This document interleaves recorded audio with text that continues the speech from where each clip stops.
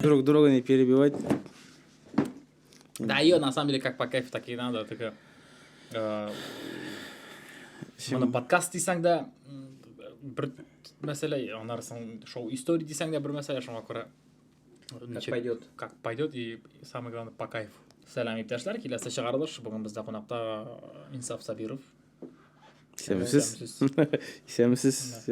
Бұл шырақта здравия желаю керек. Здравствуйте. Причина остановки. Міне мұнтыз сөздер сөйлеу, сіз кім болған? Өзі нете башлады. Причиналар сұрай. Бізде бывший ГАИ қызметкері. Сразу комментарийға жазыңыз. Менде темалар бұларға Кімні тоқтатқаным бар, yazыңыз деймін. Кімнің шоуыңыз бар, yazып қалыңыз. Қазір ничего не будет. Не переживайте. Но шәп әңгіме, қызықты сұраулар бұларға жаптыра. Комментарий. Лайк, репост. Право, прожимаемся, останавливаемся. Да, міне репост. Нәрсе, неше хәлләр вообще? Аллаға шүкір. Аллах дает, жена забирает, ты не такие. Ортақан айтып болмай. Шо? Все лучше. Хатын шо деп етер ақышты. Әйтінде исім, фамилиясын, званиясын. Әйтінде званияларын білмейм бет. Инсаф Сабиров екені білем. Подполковник дейсем. Яғында мен простой. Айтсам ярай. Қазір айтсам ярай. Мен енді нешек болсын? 18-де кеттім армияға, 19-да қайттым. Ярты сірек сілкініп қарадым. Біздің семьядан дейді, не принято бетіне, кім боласың? Мен полиция шейсім ке дейдім, өзім білесің дейді. Ол уақытта кіру дегенде ГАИға текучка.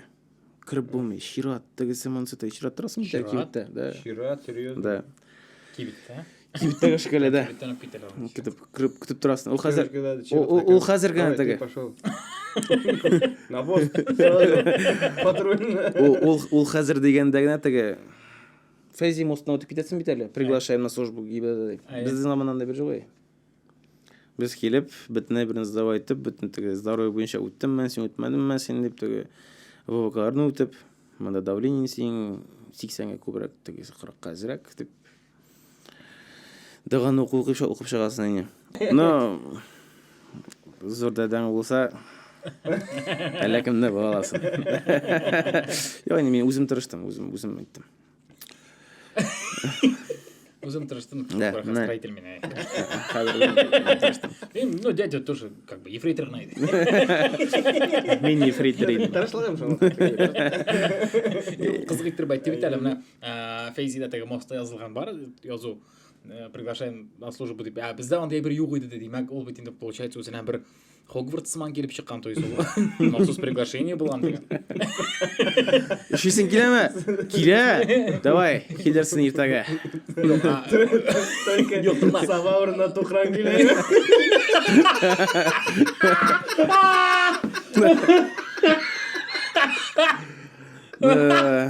Просто қызыл береткадан, әйме? Тебе приглашение. Ладно, тоқыран әйбәтір айка. Тоқыран, да. Да, менекенде. Жоқ, получается, ол вақытына 18-19 жылда. Настолько болған енді поток зур. Поток зур еді. Мен вот оңлай алмайым, нәрседен шығып, міне, вот, сен айттың, вот, сенің өзіңнің тілегің болды, вот, ГАИда барға, айма? Болды шо. Представим, что вот обычный малай, все, техникумны бітірді, и вот кірді полицияға ішке. Армиядан қайтты. Қайтты армиядан. Озған жылы. Озған қайтты. Все, и кірді полицияға ішке, һәм бармы, міне сенде болды ма ондай хис? Вот мне кажется, что ондай хис бардыр. Вот кірі полицияға ішке, и сразу біраз тігі. Че? Әзірек бар власть. Айма? Бар. Тігі. Ну, властьны чувствовать әзірек. Сенің бетінде, ну ничего себе. По сути, әлі ауылда мен малайға ешікті айтып жіберсіздер. Мен малайға ида шілі деп.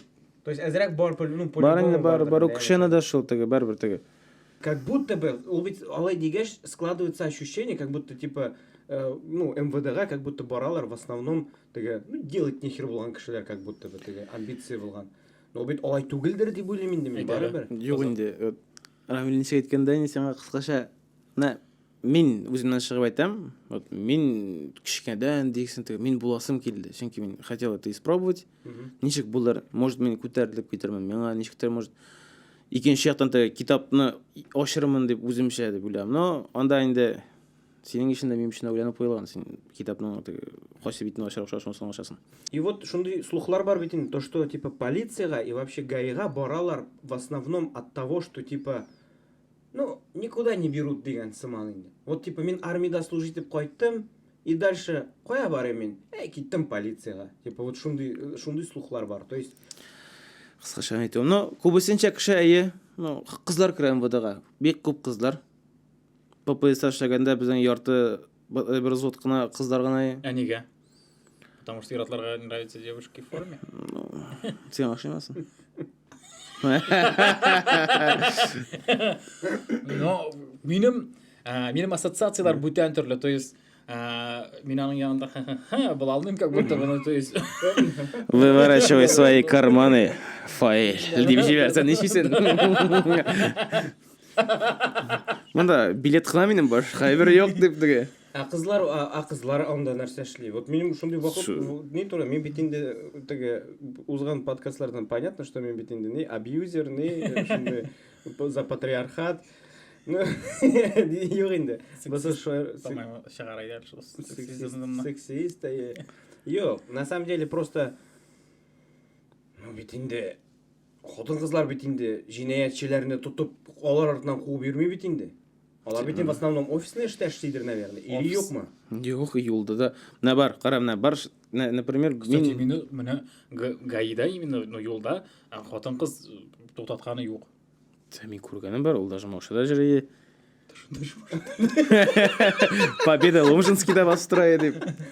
Ничего себе. А вот сен представь, сен тоқтатта хотын қыз. Мен вообще юғалып қаларым на самом деле. Это что, розыгрыш деймін? Эй, кит әлі баш ботап ересіз. Кетіп барасың. Понимаешь? И на сенің шырақта ғафу етейін, вот сенің шырақта, допустим, типа, ол сенен сұрай тұқтады, сұрай, так, ваши права, у меня это права есть. Сейчас выходим с машины, руки на капот. Сексист Рамиль, сексист Закиров. Эйбер, сәйт мәкшедім әлі. Фекерімді пүші алты қыз енді. Эйбер, вот мен сені тоқтатамын, нәрсе білме. Сен хотя мен жылмай аласың, аңлай алам сені деген дайын. Қатын қызды аңламай сені. Ремень жоқ, штраф салам мен сен ады. Демек, қатын қыз бұл шырақта эффективнырақ келіп шыға. Ауырақ, конечно, қатын қыз мәсе ашып барар сен. Меға нешептір қыздарда сөйлеушіге қарбағы жеңілірек. То есть, в любом случае, ол бірінші шырақта қыз. Икенше шырақта ғана ол полиция қызметкер. Меға кажется, онда бет оларын ала үйретмейлер. Ол бетінде қотын қыз бара екен, МВД-ға ема, ол бетінде шулық ДПС-қа бара екен, олардың бет по-любому бола ол темаға нендейдер дәріслер, курслар, психология жағынан оларны в любом случае натаскивают, типа бірәр Лавелас и Казанова сізні тоқтата екен, нешеге оған қаршы тұрырға? Сен өзі тұрын айтты қырызды. Жоқ, файлана мен Здравствуйте, девушка. Прекрасный день сегодня. Кеш фән шешесін келмеймін. Менің қатын кішілік кеткен еуген ауылға деп. И в любом случае, ол бетінде,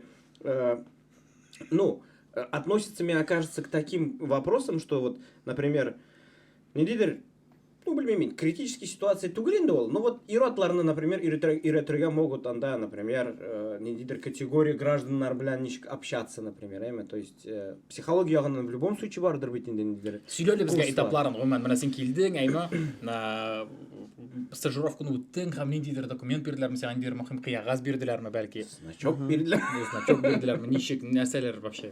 Таяған тұт бар ешік дейді. Сен бетінде тегі, көргеніңіз бар ма? Тегі патруль, құршыда кел. Үш кішіден тұра. Ике үш кішіден тұра. Үшіншісі аның стажер. Была не по форме. Но была еще стажер по форме, который уже стажировкасын өткен, оның қазір ол после стажировки бара оқырға. Аңа кейін Иә. бошаған Иә. Вот и видеолардағы, а это кто такой деушілер Иә. А что не по форме? Не представился даже. Сен свистен сөйлейсің ақырсы. И бір, после этого учебка кетіп барасың. Учебка ол нәрсе, ол оқыту, Оқу, сені оқу. оқыталар. Сені оқытар, сен үйретеді. Сені нендейдер там анда фәннәр, то есть юридический нендейдер моментлар. Криминалистика бітіне бірді, шолық, ДПС дәрістері бар, ПДД, спорт, физуха, нешек вот сен, даже информатика бар. Информатика дегенде, о, деп демейін сен, бүтін фән бар. Бүтін фән. Yok типа, о, типа, прикольно. Не то, что типа, о, информатика. А бар ма не, шундай фән теге, важные фамилии нашего государства деген фән. Ана қағазға жазып берер. Терге баттым. То есть сен сразу тұралар қолыңа Даже учебкада түгел, а сен заявление берген уақытта сен об обратку фамилиялар списогы береді, короче. Жатыр пока. Да? Машина номерлары Да. білген. Ай тоқтатсаң оларына. Аллаға шыққандай болған жоқ әлі.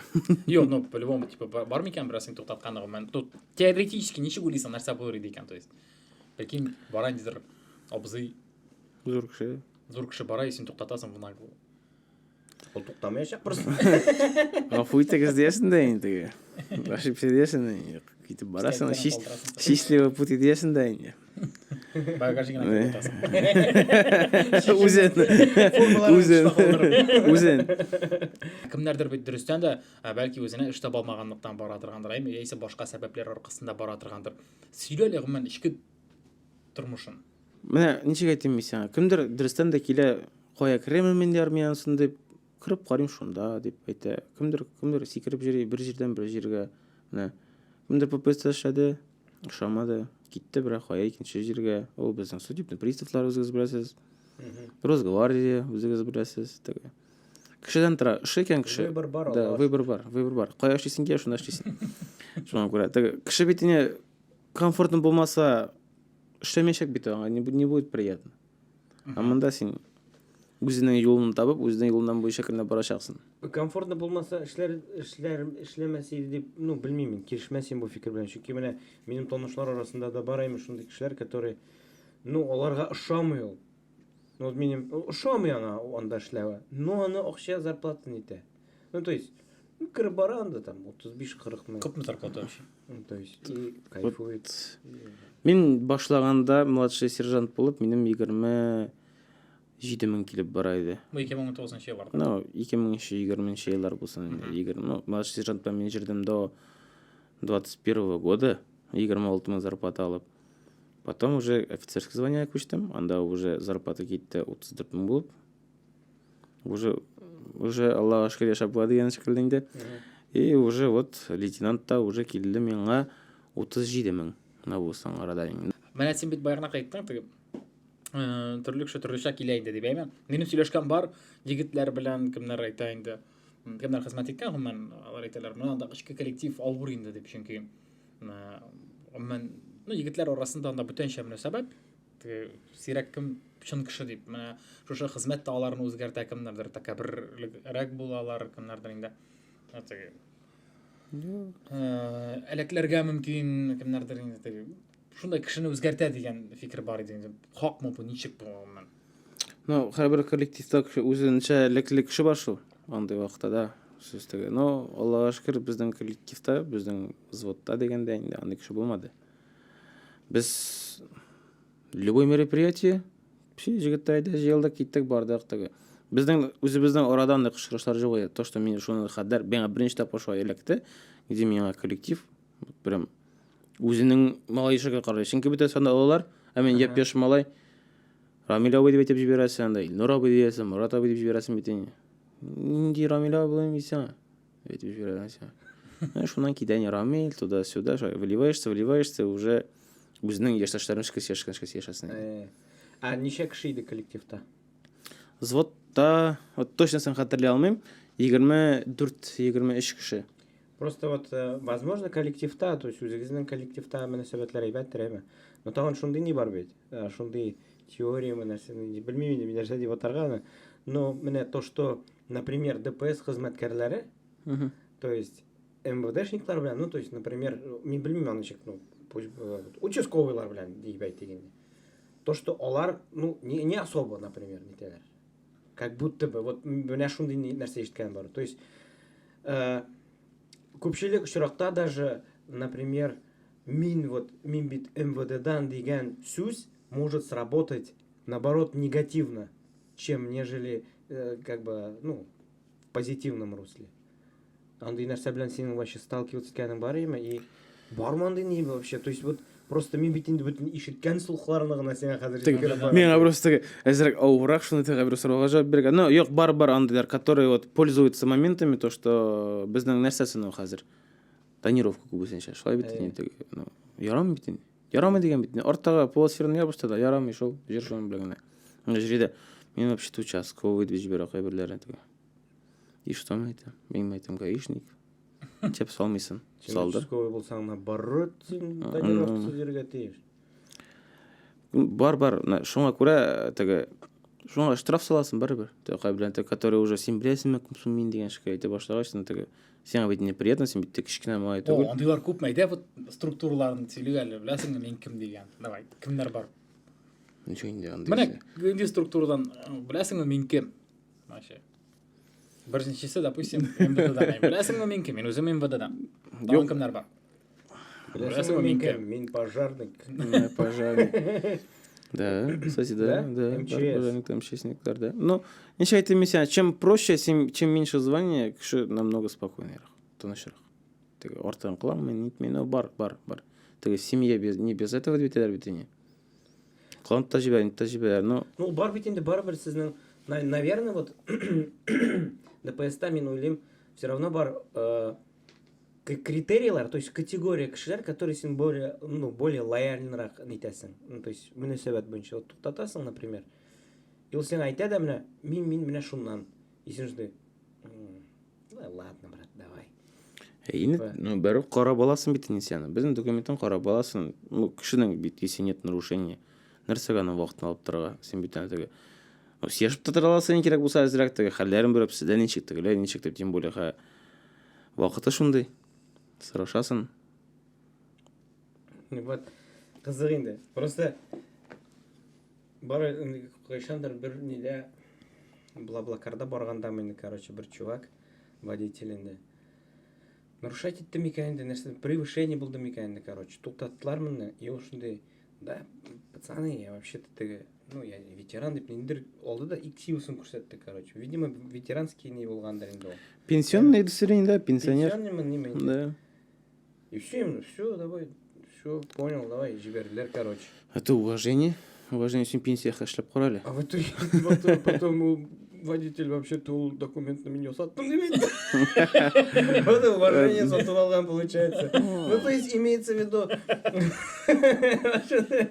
уважение, понятно, что неләргә. Ну, просто минем әйтәсем килә, что вот, например, давай мин тирәнгәрәк кирип китим инде, вот безнең все равно илдә вот МВДга һәм ДПСникларга каршы андый хөрмәт, вот прям вот хөрмәт итү дигән әйбер, ну, бар ул, ну, вообще на минимуме. В основном кеше МВДдан һәм ДПСтан курка. Вот страх. Менә шушы урында гына кыстырыйм мөмкинме? Менә страхтан да бигрәк әйме.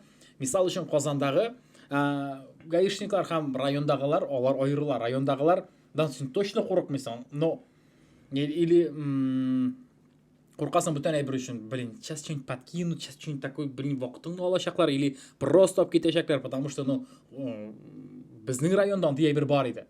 То есть, Шалына кагырсы. Юк, так просто могут, ну, то есть, алып китәсе булса, алар сәбәп таба алар. Шәхси һәрберсе белән аерым, ну, яхшы мөнәсәбәттә алар үзләре дә инде. Братан, әгәр дә безгә теге что причина остановки фәлән дигән димәсәң, то есть без проблем. Сөйләшәбез синең белән, карыйбыз и все, җибәрәбез без проблем. А теге все баштана икән, то есть минем дә вакыт күп аңарга, и давай без инде констатив будет тикшерәбез и то есть ябырга в любом случае сәбәп табырга була.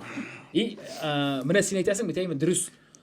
Курку андай бер бар бит. Һәм видеоларда бик күп кемгәдер просто наркотар гыталар, Алла сакласын. Вот, курку. И мин сорауымны нитмәкчем. биріп бітірмекші. То есть в основном ол қорқу хисі. То есть біздің елде в основном МВД-лардан, ДПС қызметкерлерінен в основном қорқалар. Бұл мен бит инде яшадым Америкада бір уақыт, әйме? Ну, то есть определенное время где-то елға тирә. Мен анда вот шул бір ел ішінде мен шундай зур айырма таптым менә бу системада. Прям зур айырма. Ондағы полиция, во-первых, онда ну бүленмәгән ул. То есть анда юк ДПС, анда участковыйлар, неләр, то есть анда ну шерифлар да бүленгән. Шериф ул более теге исторический структура инде. Алар даже нидер подчиняться итүләре аларның айырым, короче. Алар айырым дөнья дип. Йөрил шериф теге. Эл больной братан шериф. Ну шундый шикелле, короче.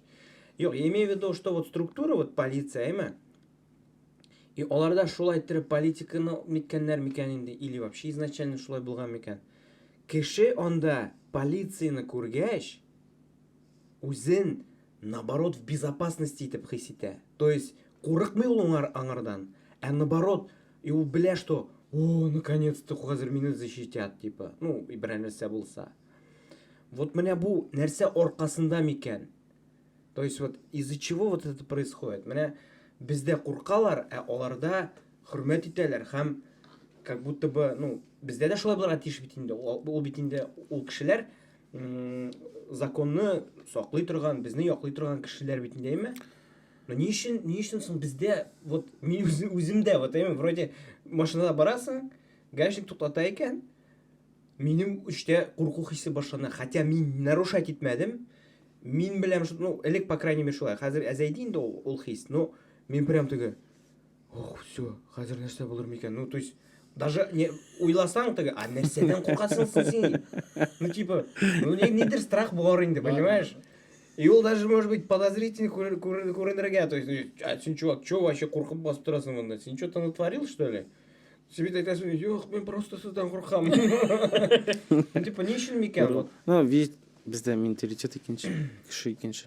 Ол сезген жоқ ма? Вот может быть, менә бу курку бетсен өчен, может быть, вот полиция хезмәткәрләренә, ДПС хезмәткәрләренә строго, вот четко, просто, вот по закону надо действовать. Вот ничек регламентта язылган, но ул как бы утопия. Икенче ягы да бар бит, без бит үзебездә. Ярайды абый. Вот. Шунсы да бар. Номерга гына яз инде. Шунсы да бар, понимаешь? Да, бар, конечно, бар анда. Теге бер якны гына хурлап утырып дөрес түгел ул. То есть, ну, мен аның турында тоже нитәм. То есть, вот ул ведь не только полиция, ведь врачлар белән дә работает. Ну, то есть, үзебездә шундый бит без. Да, безне пока халык в принципе шундый. Бездә пока ну абый булганда, то есть бар. Мин уйлыйм, бездә ни өчен куркалар? То есть минем фикер, ул, наверное, ул 90-нчы еллардан килгән әйбердер, потому что когда теге барыбер хаос булганда, когда беләсеңме теге государство как таковое, анда вообще катнашы булмаган, что полиция, милиция, что бандитлар бергә кайнашып, война, тегесе булса, и анда бит инде все меры использовали. То есть анда үтергәннәрдер дә, мин теге, ну, шулай дип уйлыйм.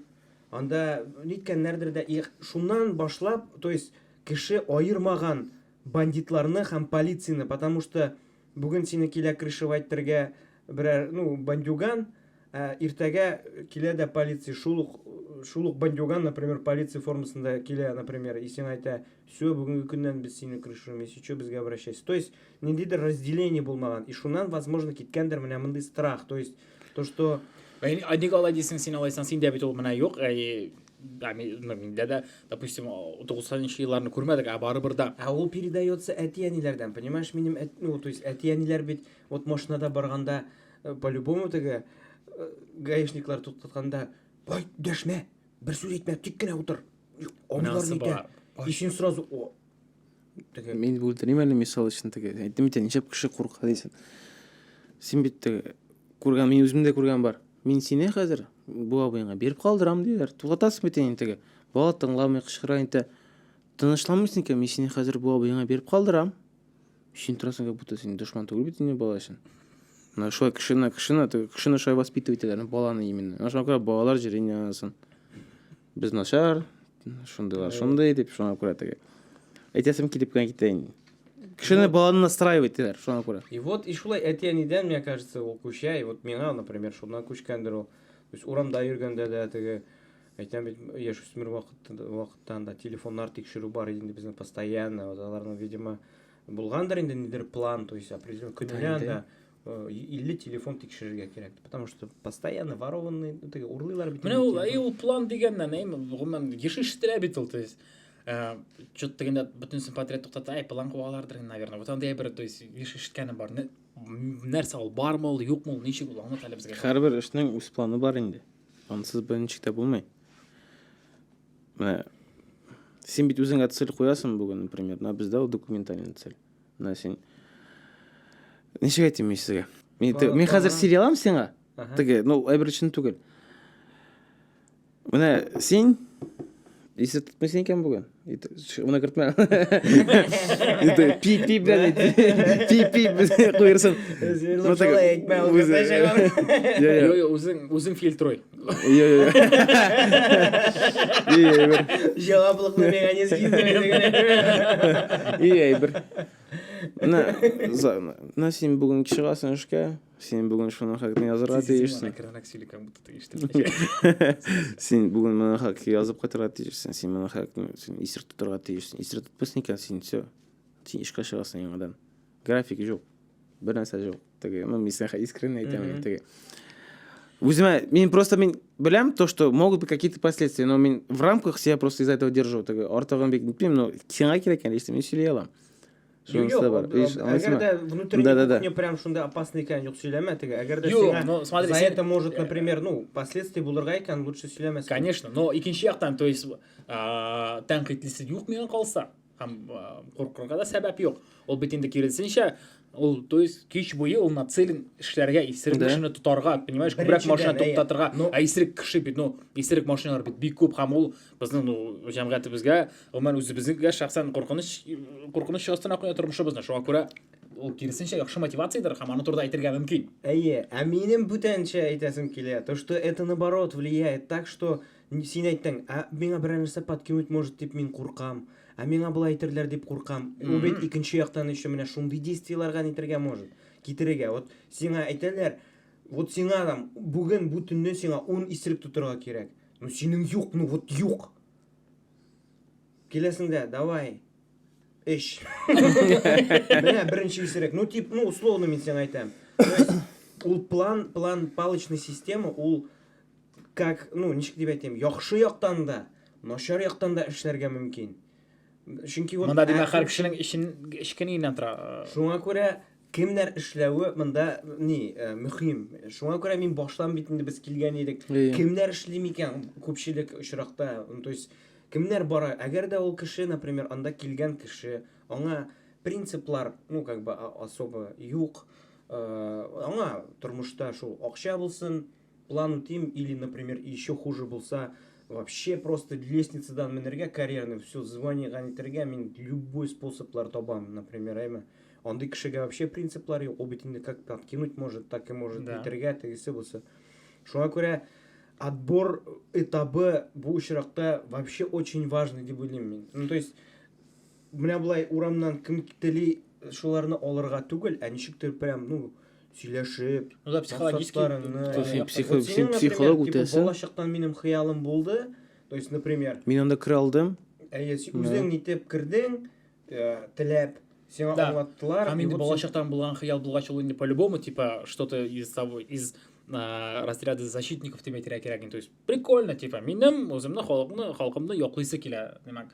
То есть, шундый уй белән булган. Һәм андый кешедә вряд ли начар уйлар, фикерләр булыр, сыман тоела миңа. Бу вообще, если честно, дилемма сорау, вот палочная система. Дилемма сорау. Әзрәк кенә капкасын ачырга була. То есть, вот бар план, пылгалый план, допустим. Всё, он тонировка кирәк, Бу туры эфирга чыгарып барабыз сине уже. Экранны күрәсеңме? Ремень, мисал өчен, 5 штук. 5-6. Юк, мин белгәнем, то есть мин анда эшләмәдем, но минем белгәнем менә булай. То есть анда бар план, ол битинде открытый источниклар да бар. То, что план бар от года к году. То есть, например, сенің 17-ші жылда болды, и, например, 500 исерек, ну, штраф, ну, условно цифрлар айтайын, 500. То сенің 18-ші жылда минимум 500 болырға тиіш. Или 501. То есть, вот ол план. Иә. И сен вот ел біткенде начинается вот подбивание плана, типа, узған елға надо жерға 100 исерек, ну, к примеру. Или анда, мен білмеймін нешек, ну, штрафлар нешек нейтәдір ол анда. Ремень, исерек, лишениялар, нелер, там, двойной сплошнойлар. Вот. И ол бетінде вот мен аны әр уақытта да ойлаймын, ну нешегенде ол бетінде, ну нешек вот дұрысмысың ол? Вот дұрысмысың ол? Вот узған ел, әгер де бұйыл исереклер әзірек болса, а ол шырақта нешек бұнетерге? Или бармыз железное правило, то что, ну ең енді исереклер әзірек болмай в любом случае. Исерек кіші бітмей шағы бір қашанда. Шunu айтасым келе, исерек кіші бітмей Вот шағы. сен өзің палочный система турында нәрсе ойлайсың. Вот ол сеңа ішлеген уақытта нешек ярдәм етті ме? Или наоборот сен думал, ну блин, а нешек мен планы өтерге, если реально вот мен тұрам уже неше анда 8 сағат юлда, уже түн, уже менің смена бітті, ну yok исереклер. Ну нешлерге? Ол шырақта бетінде сен, ну қойтасын айтасың де просто, ну болмады, yok. Қай барасы бәқытышы. Келгенде 2 исерек дәләге, 1 дәләге, 0 дәләге, ну күннен тұра. Бар мендидер вот чуйка, допустим, ну, зур поток бара, и сен машина сойлап тоқтатасың, басын тоқтатмайсың, допустим. Бар ма ана бір признаклары или ничек вообще? Фарт. Чисто наугад. Ну, вот сен барасың, кіші бара. Кішінің yüzінен қарайсың, может, ол бұртынгендір. Міне машина өтіп бара. Өтелеріңна просто. Онда көрмесең. Жоқ, сен өтсене.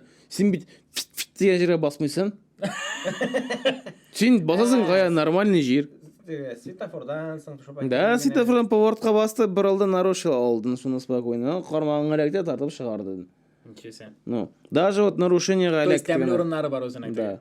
Әрбір жердің өзінің, әрбір районның өз орны бар. Сенің енді бар бір орын. Білеміз өз орынна.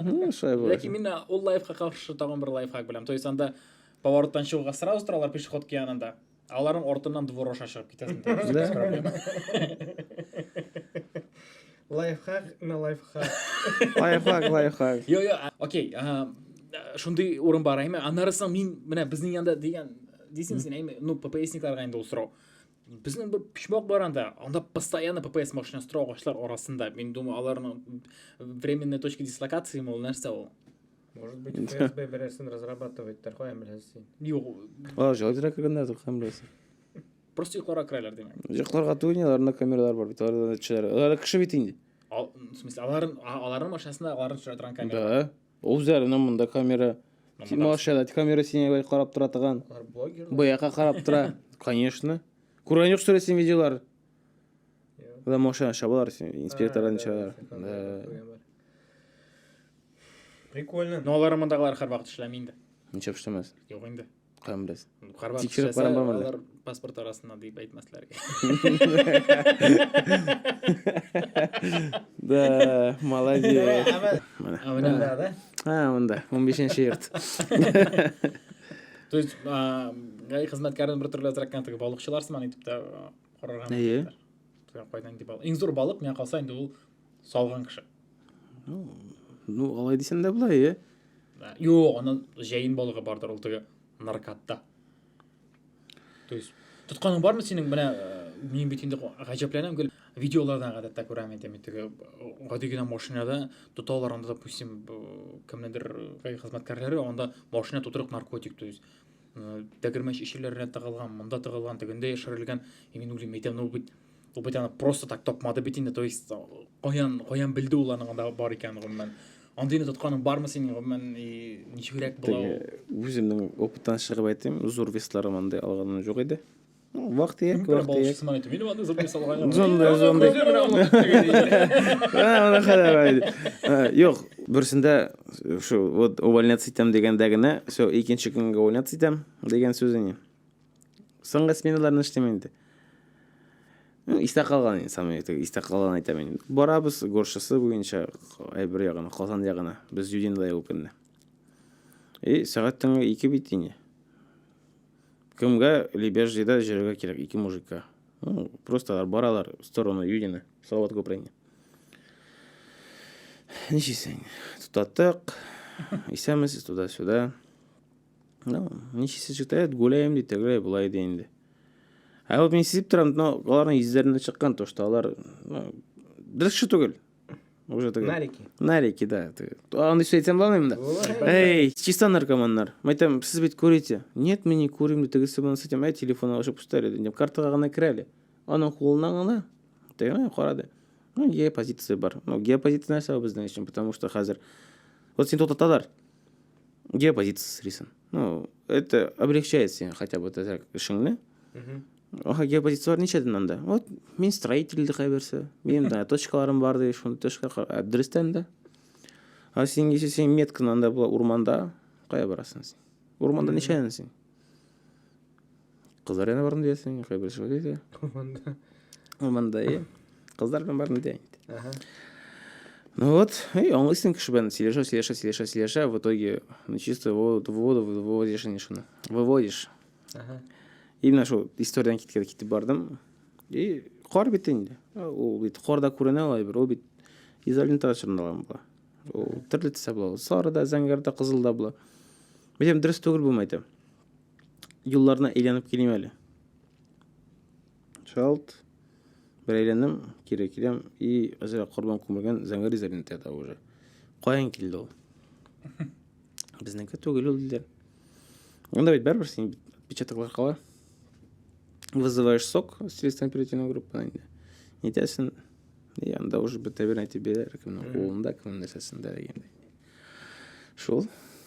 И в итоге бұларның өзлері білен бар емесің? Или бұлар просто таратып шыққандар? Бар, жоқ, бұлар закладчиклар түгіп, просто өздері алғандар. Да. Жал интерес. Біз ішмейміз, біз спортсменерді, біз әзірі кайфовать контраға ертабыз дейдер. Но как что... Кайфанули, да. Потом дальше не интересовался, не соблуганнары білен. Нашар тема, Нашар тема. Ярамай. Мен вот гіл шоққа тұрай, мен тегі сұқланы, Америка турында сөйлемеймін, но просто вот это для сравнения мен сізге кетірем. Инагент. Полиция, әгер да сиңа бірер нәрсе айтты екен требование, то сен беспрекословно ішлерге тиіш ол требование. Понимаешь? То есть, ол сен айта, например, ол сені тоқтатты за рулем, ол сен айта, держите руки на руле. И сен қолларыңны рульда тұтырға тиіш. Не делайте резких движений. Все, сен резких движений. И ондағы вот, то есть, может быть, это еще хуже, конечно, система, да, мен білмеймін, возможно, это еще хуже система. То есть, грубо говоря, рульда отыруші кіші бля, что если вдруг он сделает такое движение, которое, там, например, да, и если полиция покажется, что он, там, нәрседер олмақшы была, там, типа, за оружием потянулся, то он спокойно может он расстрелять, и он будет прав, потому что он предупредил она, не делай резких движений, деп. То есть, сен оның ішін, оның айтқан сөзін ішлерге тиеш, сен буйсынырға тиеш. Но мен мына қазір параллель приведи, біздің, например, представь в России, да, сен ДПСник айта, держи руки на руле, не делай резких движений. Разве сен буйсынасың? Сен, пошел-ка ты! Сен дурак мусың? Ну, типа, шундай нелер бітін. Да, типа уже. А с чего вдруг? Да, чего вдруг? Это... Я знаю, какое требование? По какому федеральному закону вы работаете? Вот, и может быть... Федеральный закон деганы клубы бітірген дейсіз. По какому... Буквы какие законы? Какие буквы? Причина остановки. Я меня вообще-то не нарушал ничего. Ну, как уж и не нарушали? Сен говорим, мен не жоқ. Это что нарушение, я говорю, мы там времен безопасности. Нәрсесін болады ешіл. Менің бір история бар. Вот причина остановки пошли свои конечно. Самое главное, уверенный перегон. Фильмда ондай бір бар. Бірсінде мені тут татуар дайма. Менің быть страх еще, тот еще страх. Но мен так видосов насмотрелся, короче, келдеу. Мен причина остановки. Так жунды. Такая, мен айтам. Такой же причины нет. Есть вообще-то. Серьезно, что ли? Да. И такая, все, вот тут я битву проиграл уже, понимаешь?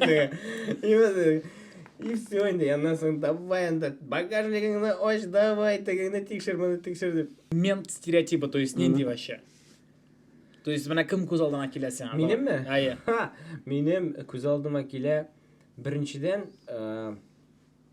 біздің елде. Иә. Біздің елде. Біріншіден, ол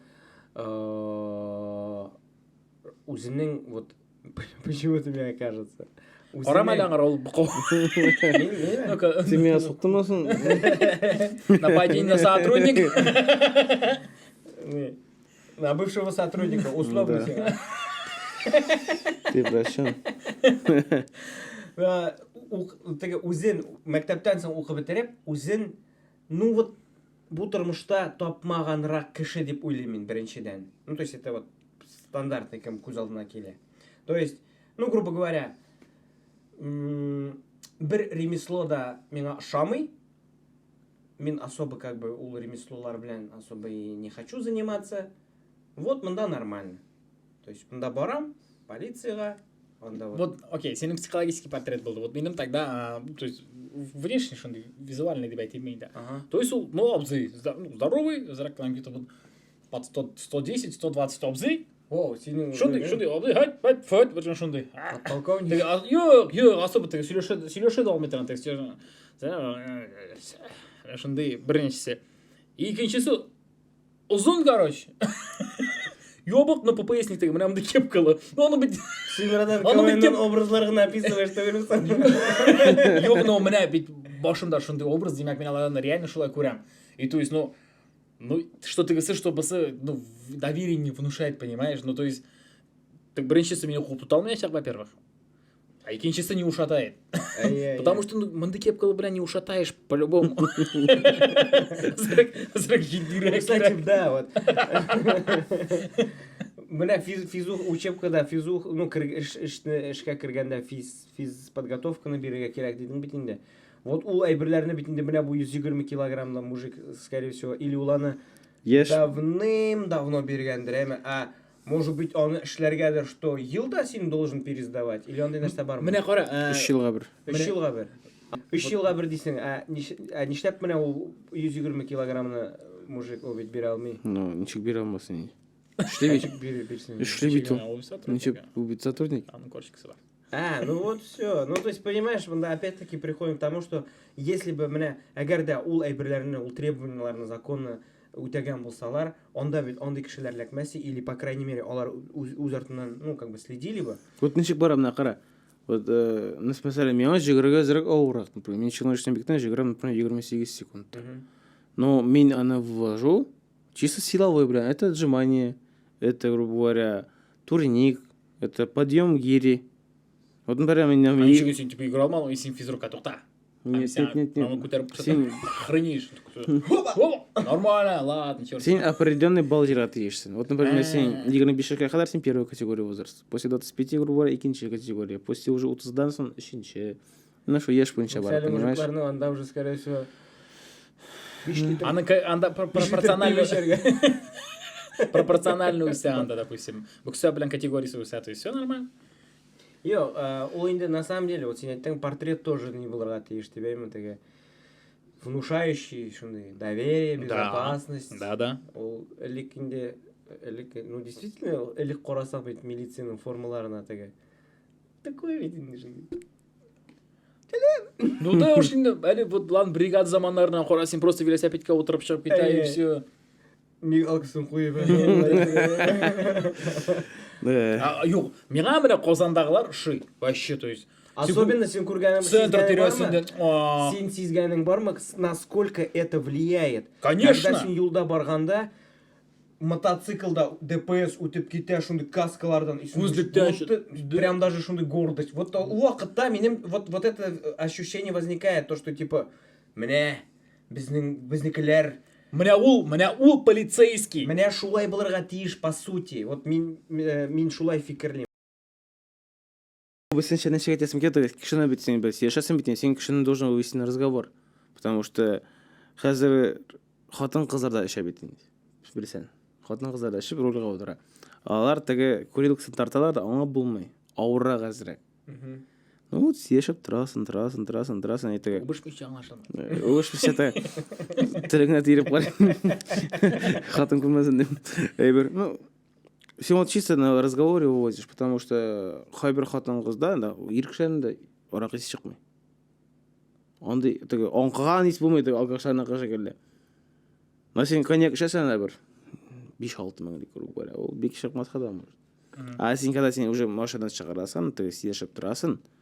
И сиңа теге уже плюс бирә. Сен можешь ана все чисто екен булды бит. Ай сен уже нидер искилеп алды. Миңа калса, вот сен андый метод белән менә не пробьешь. Почему не пробил? Не пробьешь. То есть, ну вот булганы бар, мен ну, жесткий косяк белән барам, короче. Йо, еще не тут, жесткий косяк бар. Ну, косяк. Да. Юк. Бу булган хәл ме, юкмы бу? Булган хәл. То есть, барам, закон бузып. Нык бузылган закон. И сериями тақпаның ол нәрсе сен. Юк.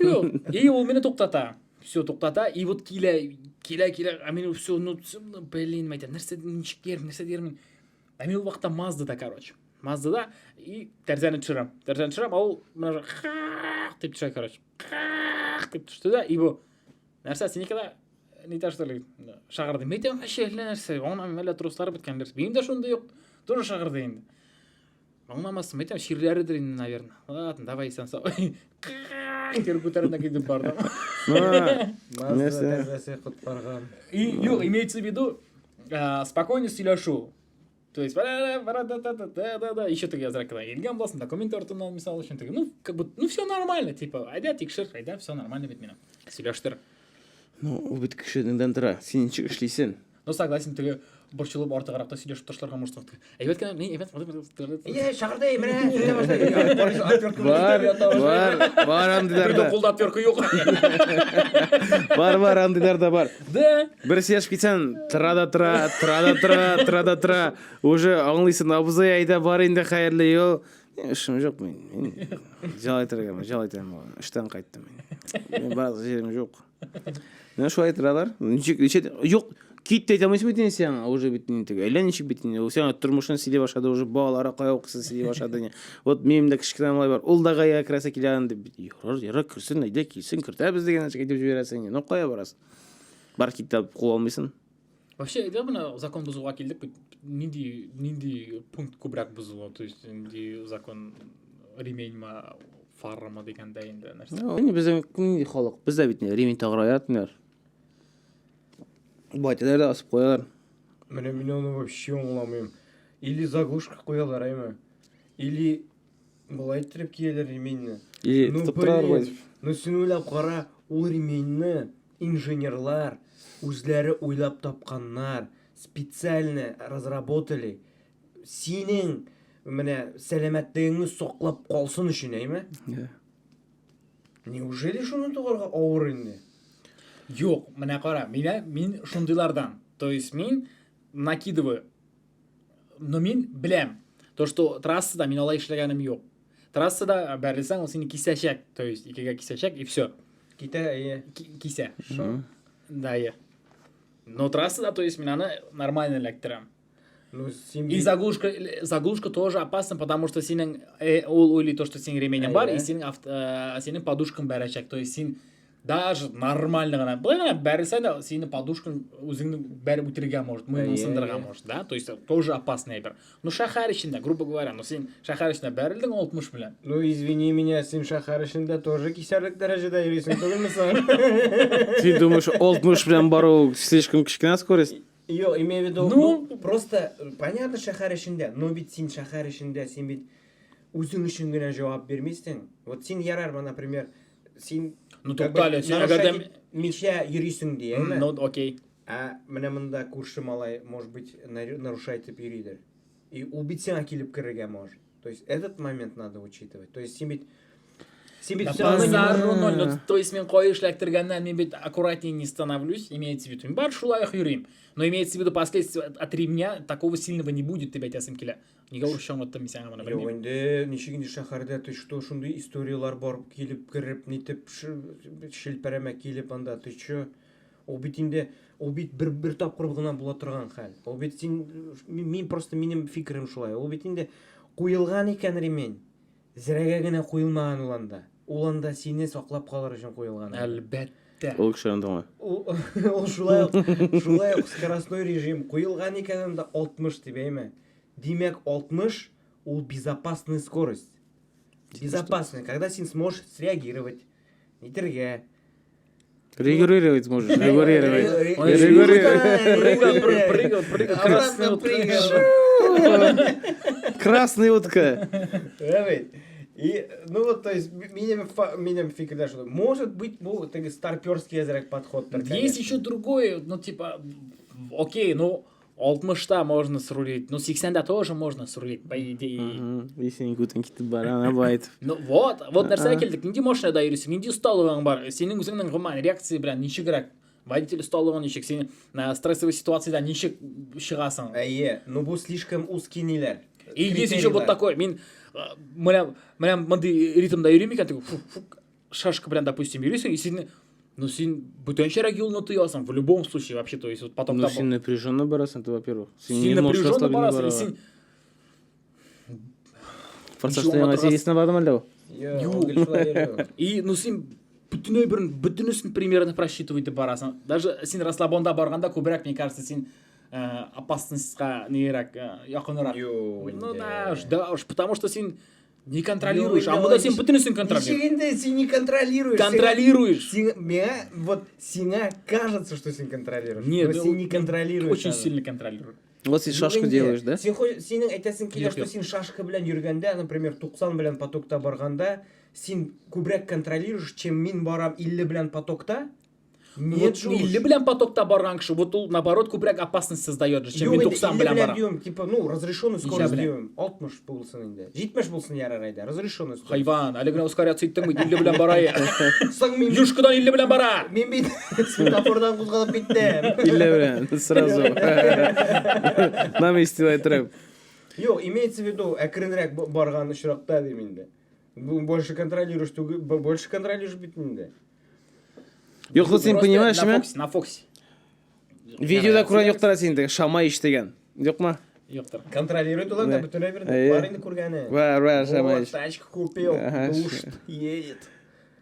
Жоқтар. Илгар, Лексус, короче, Лексус товара. Друганы снимает, вот Шамаич, тачку купил, едет, душт всех тут, туда-сюда, и ты говоришь, газга баса, короче. Слева направо уходит. Шон, и потом, короче, ну, самый крайне правый не гоните, анда барайды, фур барамайында, короче, көрінмейді. Право не гоните, да, и бах бір автобус. Реально машина. Короче, задушил. Лола. Задушил. А сен шондай шашечник басың? Шашечник. Пока он ditugul. Или шахматист Пока басың? он ditugul. Йо, Алла сақласын, Алла сақласын. Но мен аны білесің, мен нәрсе деп ойлаймын, бұл шашка темасына кіріп кетті екен, ол адреналиновый зависимость бұл рағам. Адреналиновый, да.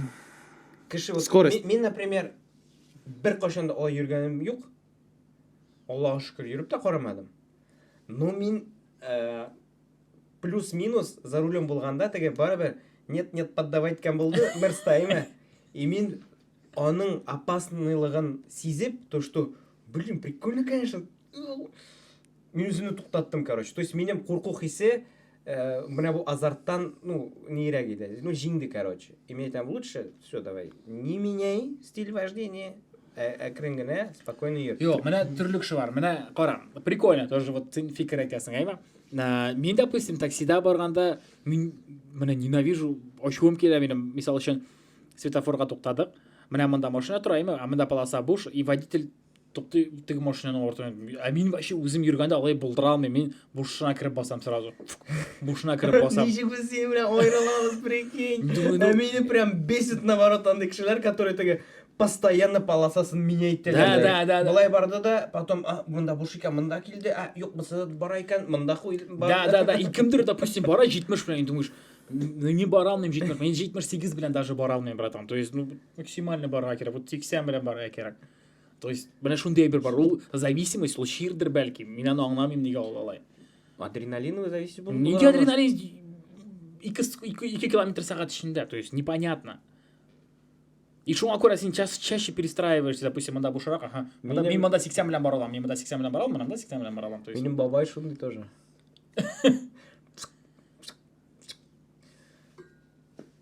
Нәрсәгә? Белмим. Ну, кешенең характеры да бардыр инде. Вот менде шулай. Мен теге вот менә сезнең видеога килгәндә сез әйтәсез, допустим, менә булай чыкты, вот машина купил фалантен. Ну, скорее всего, син бит инде машинада, бер-ике атнадасың, син это же продолжение тебя он становится. То есть ул синең тәнең сыман, синең кулың сыман була башлый. То есть син доңдыйсың менә мен менә алып менә булай куя алам. И машинаны, соответственно, то же самое. Бөтенесе дә алай түгел шул ул. Бөтенесе дә алай түгел. Менә Ну так алай итә белмисең икән, сиңа йөрмәскә кирәк, имеется в виду, алай иттереп так, понимаешь? Ну сиңа туя, ничек син туймыйсың инде машина, габаритын туймыйсың, ничек син аңламыйсың, допустим. Менә моның кадәр бассам, менә моның кадәр узала чакман. А бүгенге чыкканда ничек син аңламыйсың, типа, лучше мен хәзер чыкмыйм әле, потому что, скорее всего, җитешмим. Ну, Фаил, Это же опасно. Бөтен кеше дә аңлаган булса, авариялар булмаган булыр иде, наверное. Күпчелек, ну, Ул бит инде аны бит аңларга кирәк. кирәк. Ну ничек син аңламыйча обгонга чыгасың саң? Мында мен керекмін ба? Аны Шығып тұрайым әлі. Аны аңлар өчен махсус өйрәтергә кирәк. Ну, күп кешене бит автошколада андый нәрсәгә өйрәтмиләр. Аларны өйрәтәләр просто стандартный, классический. Вот шулай йөри машина, шушы знаклар бар, менә булай ярый, булай ярамый. Ә машинаны тою аны бит өйрәтмиләр. То есть Син мен даже гафу ит, менә трассада даже барасың, айма менә ну тыгнагыз тагда әгәр дә менә бу сезгә бәлки сабак булыр. Боди генә бер сүзне миңа кемдер әйтте, типа не уверен, не обгоняй. И все, син вакыт трассада да узышып кайтасың. И теге вакыт как будто вон принциплар адреналинында узып китәләр. И ну типа не уверен, не обгоняй, карыйсың, все, по-моему, нет, и все. Трасса. Бізде бит кіші білесің енді, если сен обогнал, он обиделся, сен қуып жетті, сен обогнал, сен антағын обогнал, еще башына бітіне бір. Кіші даже обгонға шыққанша обижаться етә бізде. Обида то не всегда это обида. Почему? Иногда, вот, допустим, сен келесің, допустим, 3 сағат сен келесің, 4 сағат сен келесің, такой. И құйрығыңа, или бастың сен бір машинаның құйрығына. Мен алай яратам, допустим, орысам, мен бірәрсінің құйрығына ғана басам да, теге шамалысын камераларға тоқтай, и примерно вот максимальный білән бара, и камераларға тоқтай. Все, құйрығына бастым, мен аны якорыңа барам, и ұлызам, допустим, аны ортынан қалдырға тырышмайм. Или бар наоборот, теге, вот реально сен нестен хоп, узып кетесің такой, айдана, и сен ұзышып барасың аны білән, так азартнее и быстрее, то есть нидер интерес барлыкка келе, понимаешь, то есть фум. Вот тоже. Амин наоборот яратам, беләсең бит теге. Спокойно. Просто йөз белән, короче, барасың трассада. Музыканы салмак кына Музыка қойды. или барасың спокойно изгене менә Минскидан. Юк, кешеләр булса, обычно без берәр уен уйнап барасың юлда, теге берәр, ну теге там, слова там, ну, например, шундый теге. Әйтәсем килә, насколько отличается, то есть минем өчен юл шулай тизрәк уза, то есть сөйләшеп, нитеп, менә шулай барганда.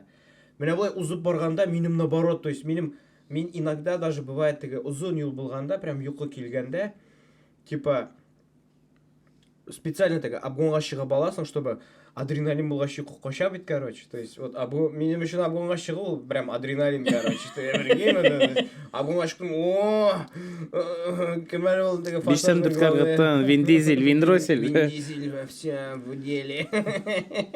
И просто бір тракторны узып кетесің да, все нормально. Илле белән барасыңдар ше. Олай дегенде вот тоже стиль вождения ул төрлечә. Вот мәсәлән мен машиналар бар бит инде, күп машина дисәм бар бит инде. Мәсәлән, утрам безнең совет машинасы, минем уже теге режим кушыла. Вин Дизеле тоже тизрәк белән кирәк, ашыгырга интергә теге. Бер генә теге Volkswagen утырам икән инде. Тыныч кына, спокойно гына, салмак кына татар радиосын куеп. Да, вот барасын. Но мен шундый кеше, вот мен даже лаешка жергәндә, лаешка жергән бит икән сайын дигәндәй. Мен понимаю то, что я могу по обочине сейчас поехать, прям уверенно могу. Не все кирәк меня. Вроде на куштан спокойно барас. Все, конечно, да, ты Менә буның белән килешәм. Помнишь, синең ул Марста йөргәндә, мен рульна утырдым инде. И вот шундый движуха йөрис килә, теге утырдым, кресло сине кочаклады, все, әкренрәк. Вообще не ашыганнар бу кешеләр. И барасың, просто кайфово. Саңгысын силен. Рәхәтләнеп. Давай. Все булды. Рәхмәт. Йо, иләндем. Хатыны вакытта эшкә җире центрга, ә мин торам танковый кольцо кырыенда. Чисто поворотта кимша кистереп. Сизген барма сені кистеріп шығалар сразу. Ая. Хатын кистеріп шықты. Тағын бітіне Volkswagen келе қаршыға. Тоқтатам. Башым барды да, кетті да барды. Әлі уақытта хатының фамилия өзгерген уақыт, права не действующий. Шу атам мужигін танымадым әлі? Жоқ, дейді, сізді қойды. И прикинь, шулай ой бойы, пока документтар етмеді, жүріп шықты. Мужик танымайсың ба? Яқ, дейді қойды. Батым қайтқашан, ой моторым сен еміне олды. Айтам, айтам. Ну, нәрсе айтасы келе ақырда, нәйме? Нәтиже бола менде бұл. Имақлы бұла Просто ақырда нәрсе айтасы келе. Не, ну, мақтадың сен ғайына. ДПС-ні. Жоқ, на самом деле, бір жерде де біздің, ну, идеальный түгіл система, вообще, в принципе, дәулет системасы болсын, МВД системасы болсын, идеальный түгіл. Менің қалса, просто міне шушы МВД-ға, ДПС-қа отборны тоғы да нетерге керек. Қотқилатырға керек. Нешіктір міне ол теория жағынан, физик не жағынан. Может быть, бұл менің просто нешіктір бетім. Просто менің неправильное видениедер. Но, по крайней мере, менің көздіктен шулай деп тойыла. Чөнки әгәр дә син прям дөрес кеше, прям психологически здоровый, нормальный кешеләрне отбирать итәсең икән, ул очракта менә шундый превышение полномочий кебек әйберләр, ну, булмаячак, сирәгәячәк. Вот. Шул, в принципе, Йомгаклыйбыз, вообще, ну, шәп әңгәмә килеп чыкты. Йомгаклап инсаф үзең әйтәле, менә вообще киңәшләр бирәсең. Киңәшләр буенча әйтәсем килә. Машинаға отырдығыз, башығызын ұнытмағыз. Потому что сіздің любой вақытта, вот өзімді көп шығып әйтәсем келе, вот барам, бір шашы ситуация болды. Чашы яғына бұрылам, әйбірден Кремлевскийдан бұдан. Просто кіші күтіп тұра секерерге. Просто да, машина алдынан секерерге тұра. Үмітен аңғалдың сәтірған, әзәк налев алдым да бұл қырығара кеттен. Шында елеккен болса астына. Кіші ғымырын өзден, шауып жүрейсін, етәсін дегенде, қаланаларын ешлер. Мен шығып айтамын, өзімен шығып айтамын, просто шығып айтамын. Көп ме ситуация болды шылай. Қуышып, шашқап айтып, бәрлелер. Потом тұралар, мен прав деп. Просто башығына қуыштан, рөліға отырдан, все. Телефонға не отвлекаешься, қатынында қшақлап бармайсың, бұтын тұтып дегенде, дұрыс айтамын. Дұрыс. Да. Шуңа күрә, үзегезнең тормышыгыз үзегезнең кулында.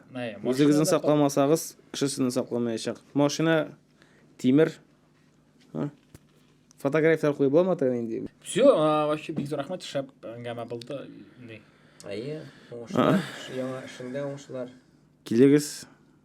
Дом төзегез. Дом төзербез. Алла бирсә. Штраф сугарбыз. Штраф сугарсыз.